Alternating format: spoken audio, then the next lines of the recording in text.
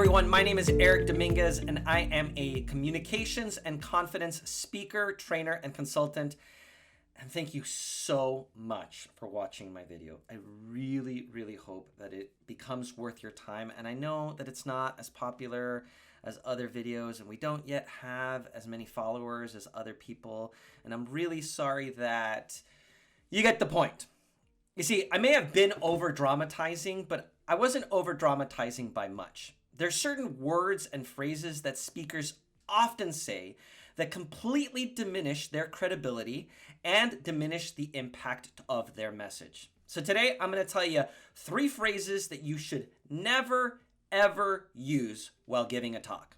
But before we begin, don't forget to hit the subscribe button for more content on communications, confidence, and storytelling. So let's start. You guys are probably wondering what that first phrase that you should never use in a talk is. And I just said it. It's you guys. First of all, you guys is not inclusive language. Very rarely are you speaking only directly to guys, aka men. But even if you were, the phrase you guys is too relaxed and too informal for a professional setting, especially if your content is delivered in a way that is meant to impact. There are various options that you can say instead of you guys. The first one is you all, not to be confused with y'all.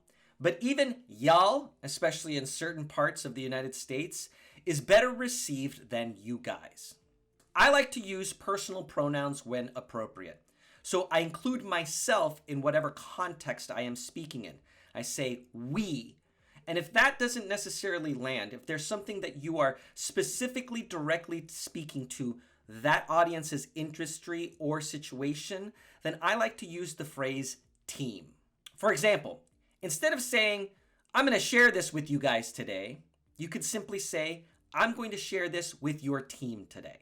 This allows you to be part of the experience and reminds everyone in the audience that they are there for a shared experience and a common goal. The second phrase that you should never use while giving a talk is any sort of self-deprecating or discounting language towards yourself.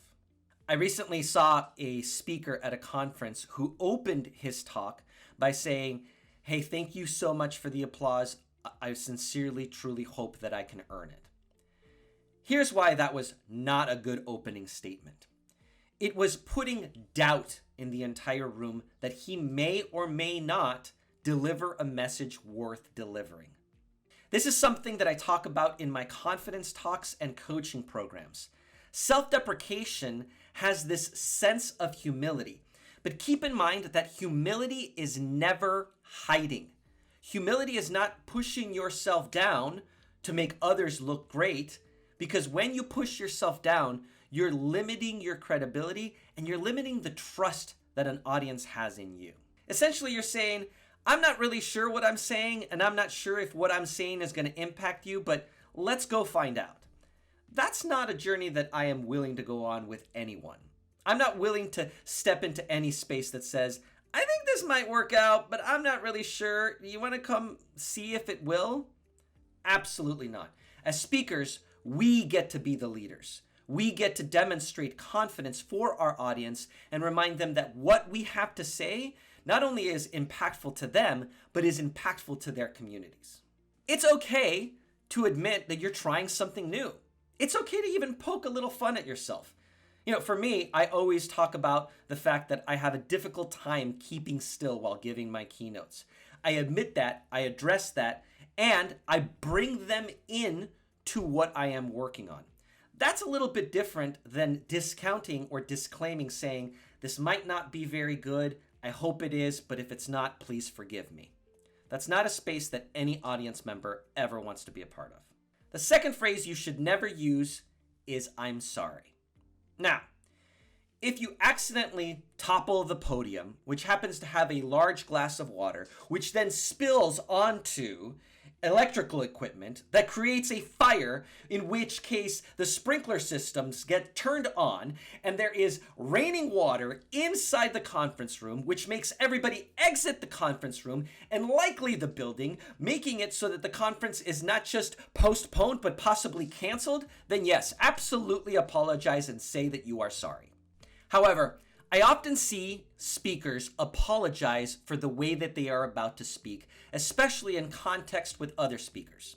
For example, at a conference that I spoke at this week, a speaker stood up and said, "Hey, I'm sorry I'm not going to be as engaging as the previous speaker, but I hope that you can find value from this." Do not apologize for what you have prepared, and do not apologize for your individual speaking style. Every speaker is going to have their different strategies and their different personalities to be able to communicate a powerful message. We tend to make judgments as to what is effective and what is not effective.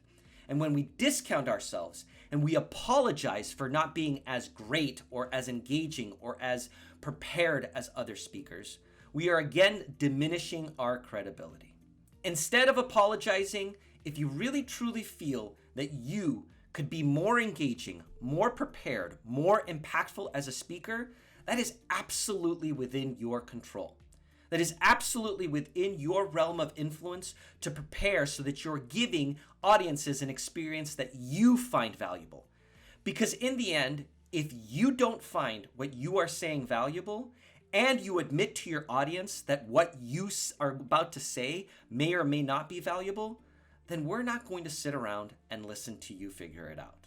And if you ever need support in the instructional design strategies of public speaking, storytelling, and communication, I'm going to drop my contact info into the comments. Please reach out to me. I would absolutely love to support you in up-leveling your speaking confidence and impact. Finally, don't forget to subscribe for all content communication, confidence, and storytelling. Plus, be on the lookout for some special projects we have in store for you, including Mics and Movies, where I will break down the efficacies of some amazing, hysterical, and impactful speeches from movies.